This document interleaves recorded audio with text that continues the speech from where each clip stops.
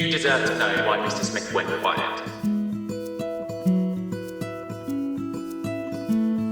Hi, that's me. Well, that was me about 20 years ago. I know what you're thinking. Who was my stylist? Let's just not go there. Meanwhile, let me just tell you a bit about why I'm here. It all started back in 2005. That's when Mr. Smith came into being. No, not an actual person, more like a musical Frankenstein's monster, made up of 5 guys who thought they were way cooler than they actually were. There was me on drums, my brother Jim on rhythm guitar. We're twins, by the way, triplets, actually.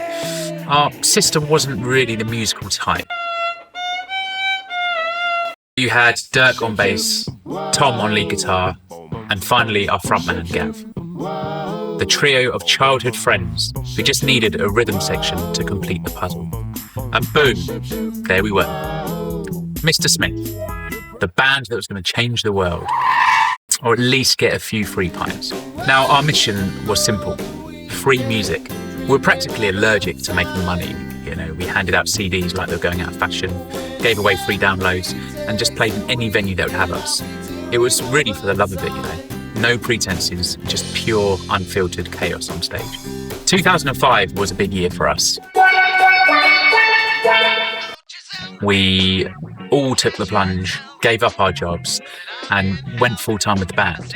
We had a proper bass and everything. Smith HQ. We treated it like a business. We just had no clue what we were doing at the time. And looking back on it, we were content creators before that role really even existed. We built a website for the fan base, a place where people could connect with each other and with us. It was kind of like Facebook, but pre-Facebook, if you can believe that. Fans had their own profile page, chatted with each other, shared stuff.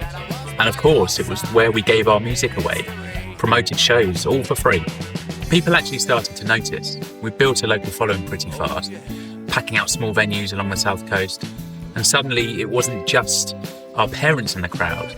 We were doing something right. By 2006, we were feeling bold. Time for a UK tour, we thought.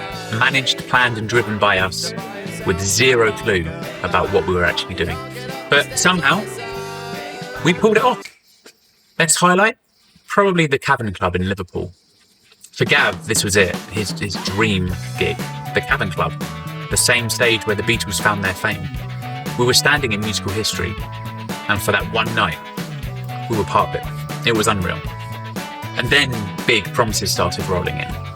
Managers, contracts, things were looking up, but just like every promise in the music biz, it was all hot air.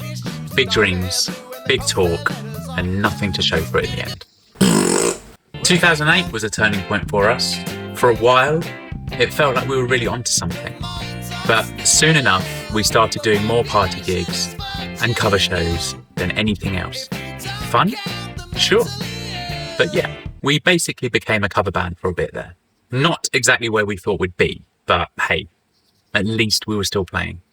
Then in 2015, I left the band. I just needed some time to figure things out, but I came back. 2 years later, Gav's Garage became our home for the next 8 years. And there we stayed. 8 years of rehearsing the same set that no one ever heard. A fair bit of nothingness, to be honest. But we kept at it week after week. But after 4.5 marriages, 6 kids, and 1 pandemic later, things started to drag. Week after week, it just felt like we were spinning our wheels. And then the unthinkable happened. Gav left.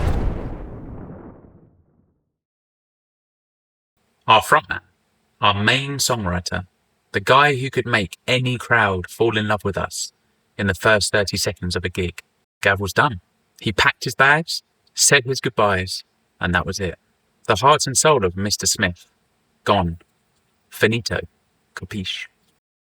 And just like that, Mr. Smith had lost his voice. So that's why we're here. We owe it to the fans. What's left of them anyway. Hello, Mum. You deserve to know why Mr. Smith went quiet, why we stopped, and where the hell we go from here. This isn't a sad story, and this is certainly not the end. Mr. Smith might have lost his voice, and yeah, maybe we're not the fresh-faced kids we used to be, but we're not done. We've still got a lot to say. The beat's still there. And hey, sometimes all you need is a messy little middle bit to really get to a new beginning. So we're evolving.